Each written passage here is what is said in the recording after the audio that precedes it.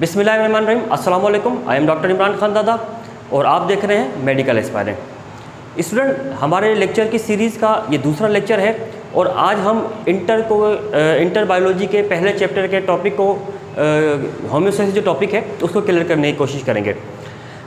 Student, जिस तरीके से हम लोगों ने होम्योस्टेसिस के हवाले से एक लेक्चर पहले ही अपलोड किया हुआ है, अगर आपने वो लेक्चर नहीं देखा तो मैं उसका लिंक अपने डिस्क्रिप्शन में दे दूँगा, आप उसमें जाकर होम्योस्टेसिस के बेसिक कॉन्सेप्ट को क्लियर कर सकते हैं।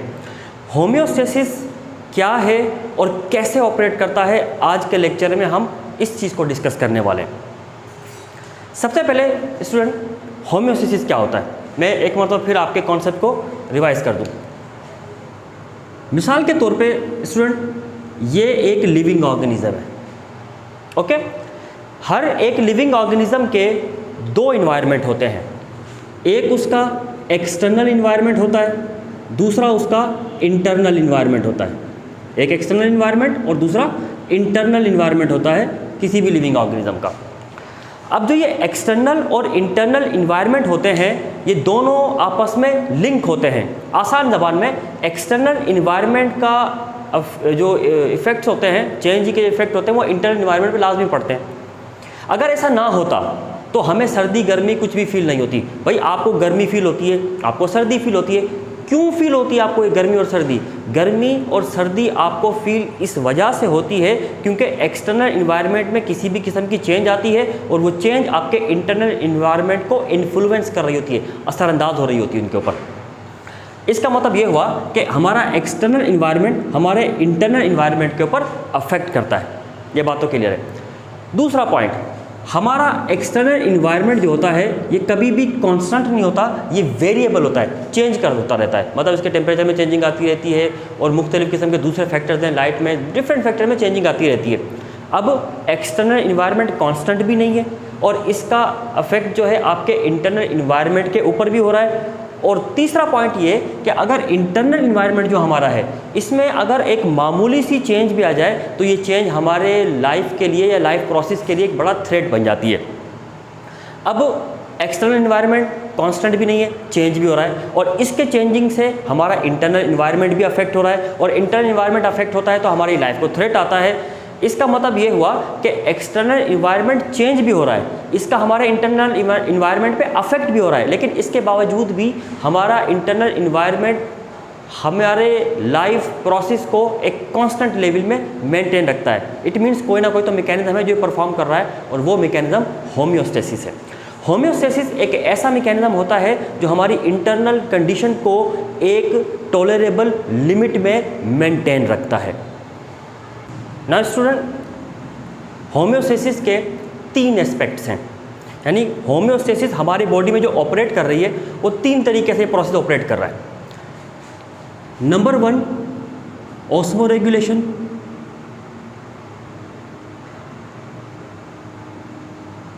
Number 2, excretion. Number 3, thermoregulation.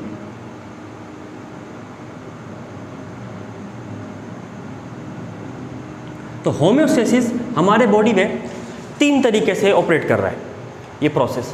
एक, osmoregulation, maintenance of water and salt, excretion, removal of waste product and thermoregulation, body के टेम्परेचर को टॉलरेबल लिमिट में मेंटेन रखना। ये तीन हमारे जो होम्योस्टेसिस के मैकेनिज्म हैं जो हमारे बॉडी में चल रहे हैं।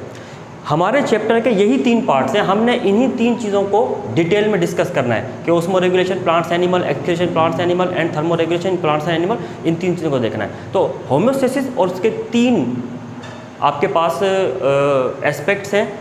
स्टूडेंट, होम्योस्टेसिस के बारे में आपका कॉन्सेप्ट क्लियर हो चुका है। होम्योस्टेसिस एक ऐसा मैकेनिज्म है जो बॉडी की इंटरनल कंडीशन को मेंटेन रखता है टॉलरेबल लिमिट में। नाउ ये टॉलरेबल लिमिट का मतलब क्या होता है कि मतलब ये हमारे बॉडी के जितने भी फिजियोलॉजिकल फंक्शंस हैं वो एक ख़ास लिमिट में ही काम कर सकते हैं, उस लिमिट को मेंटेन रखना होम्योस्टेसिस है। लेकिन एक सवाल ये पैदा होता है कि अभी हमने पढ़ा कि एक्सटर्नल इन्वायरमेंट हमारे इंटरनल इन्वायरमेंट को मुसलसल अफेक्ट करता रहता है और इस अफेक्ट होने की वजह से हमारा इंटरनल इन्वायरमेंट भी चेंज हो रहा होता है। इसका मतलब ये कि हमारे इंटरनल इन्वायरमेंट में चेंजिंग आती है, हमारी एक्टिविटीज़ से भी, हमारे फीडिंग हैबिट से भी, हमारे इन्वायरमेंटल कंडीशन से भी। अब हमारे एक्सटर्नल इन्वायरमेंट की वजह से इंटरनल इन्वायरमेंट में जो चेंजिंग आ रही है, सवाल ये पैदा होता है कि हमारे बॉडी को कैसे पता लगता है कि चेंज आ रही है। Question number 1। क्वेश्चन नंबर 2, अगर बॉडी में कोई चेंज आ भी जाती है तो हमारी बॉडी क्या करती है उसके खिलाफ? क्या उसको बैलेंस करती है, चेंज को ख़त्म करती है, क्या करती है? एक्चुअली हमारी बॉडी जो होती है वो किसी भी किस्म की आने वाली चेंज को पहले तो डिटेक्ट करती है कि चेंज आ किस चीज़ में रही है। टेम्परेचर में आ रही है, ग्लूकोज की कंसंट्रेशन में, कैल्शियम की कंसंट्रेशन में, किस चीज़ में चेंजिंग आ रही है, नंबर 1। और फिर हमारी बॉडी उस चेंज को जो ऑर्गन ठीक कर सकता है उस ऑर्गन को ऑर्डर देकर उस चेंज को फिर से नॉर्मल कर देती है। इसका मतलब ये हुआ हमारी बॉडी में किसी भी किस्म की चेंज को चेक और फिर बाद में उसको बैलेंस करने का एक मैकेनिज्म मौजूद है। और बॉडी में ये चेक और बैलेंस का जो मैकेनिज्म होता है, this mechanism is called feedback mechanism. Student, अब फीडबैक मैकेनिज्म के बारे में थोड़ा सा डिस्कस करते हैं। ये डायग्राम आपको फीडबैक मैकेनिज्म की कंप्लीट इन्फॉर्मेशन प्रोवाइड करता है। अभी हमने पढ़ा कि what is feedback mechanism. Feedback mechanism एक ऐसा मैकेनिज्म होता है जो बॉडी में आने वाली किसी भी चेंज को चेक करता है, बाद में उसको बैलेंस कर देता है। This is called feedback mechanism. अब इसको एग्जांपल के साथ समझने की कोशिश करते हैं। कैसे? सबसे पहले बॉडी में किसी भी किस्म की चेंज आ जाए, यानी बॉडी के इन्वायरमेंट में किसी भी किस्म की चेंज आए, चाहे वो चेंज आपके बॉडी के इंटरनल इन्वायरमेंट में आए, चाहे वो चेंज बॉडी के एक्सटर्नल इन्वायरमेंट में आए, किसी भी किस्म की आने वाली चेंज स्टिमुलस कहलाती है। तो now what is stimulus? Any change in internal और एक्सटर्नल इन्वायरमेंट ऑफ ऑर्गेनिज्म और बॉडी इज कॉल्ड स्टिमुलस। यानी टेम्परेचर में चेंजिंग आ जाए तो स्टिमुलस है, लाइट में चेंजिंग आ जाए तो स्टिमुलस है, अंदर से आपके कोई टिश्यू डैमेज हो जाए तो स्टिमुलस है। स्टिमुलस कहलाते हैं, यानी कोई भी किसी भी किस्म की कोई चेंज आए स्टिमुलस है। अच्छा, अब ये चेंज आ गई। अब चेंज यानी स्टिमुलस जो भी है इसको डिटेक्ट करने के लिए, क्योंकि किसी भी किस्म की चेंज हमारी बॉडी के लिए हार्मफुल साबित हो सकती है, इसलिए किसी भी किस्म की चेंज को डिटेक्ट करने के लिए हमारी बॉडी के अंदर एक स्पेशल टाइप के सेल्स फैले हुए होते हैं। उन सेल्स को कहते हैं receptor. Receptor are the special type of cell which can detect any change और स्टिमुलस। जो किसी भी किस्म की चेंज को या स्टिमुलस को डिटेक्ट कर सकते हो वो रिसेप्टर्स कहलाते हैं। रिसेप्टर जिस तरह से स्टिमुलस दो टाइप का होता है, यानी एक्सटर्नल इन्वायरमेंट में कोई भी चेंजिंग आए एक्सटर्नल स्टिमुलस, इंटरनल इन्वायरमेंट में कोई भी चेंजिंग आए इंटरनल स्टिमुलस। इसी तरीके से रिसेप्टर भी दो टाइप के होते हैं। एक रिसेप्टर होते हैं जिनको हम कहते हैं न्यूरॉन्स। न्यूरॉन्स ये भी रिसेप्टर हो सकते हैं, या फिर मॉडिफाइड एपिथेलियल सेल्स, ये भी रिसेप्टर हो सकते हैं। तो रिसेप्टर दो टाइप के हो सकते हैं, न्यूरॉन और मॉडिफाइड एपिथेलियल सेल्स और कॉल्ड रिसेप्टर।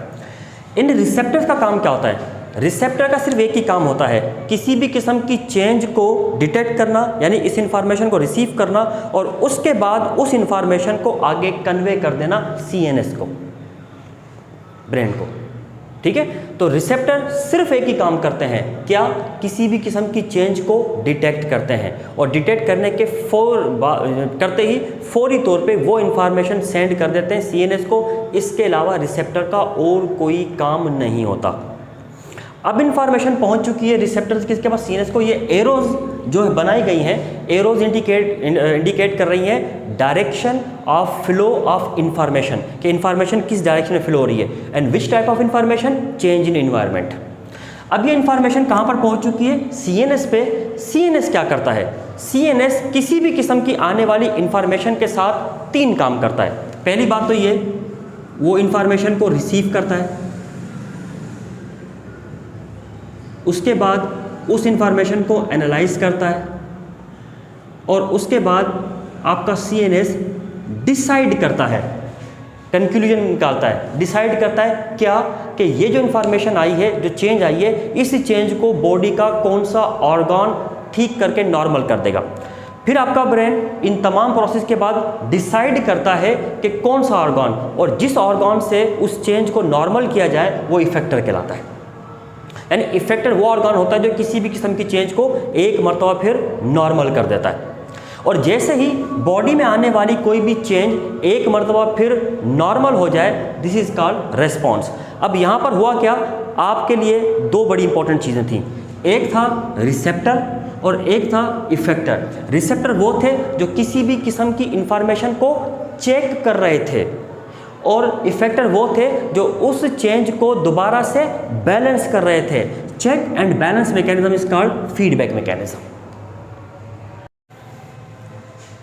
अभी हमने फीडबैक मैकेनिज्म का कॉन्सेप्ट समझा। फीडबैक मैकेनिज्म क्या था? चेक और बैलेंस मैकेनिज्म था बॉडी का, यानी बॉडी में आने वाली किसी भी किस्म की चेंज को पहले वो डिटेक्ट करता है, फिर उसको बैलेंस कर देता है। अब हमने ये देखना है कि ये जो चेक और बैलेंस का मैकेनिज्म है जो हमारी बॉडी के अंदर ऑपरेट करता है, इसकी एग्जाम्पल क्या है। फर्स्ट करें, हम इसकी एग्जाम्पल लेते हैं बॉडी टेम्परेचर से। हमारी बॉडी का एक average normal body temperature 37 degree centigrade होता है। फ़ारेनहाइट में 98.6 फ़ारेनहाइट तक हो सकता है, लेकिन 37 डिग्री सेंटीग्रेड ये एक नॉर्मल टेम्परेचर होता है।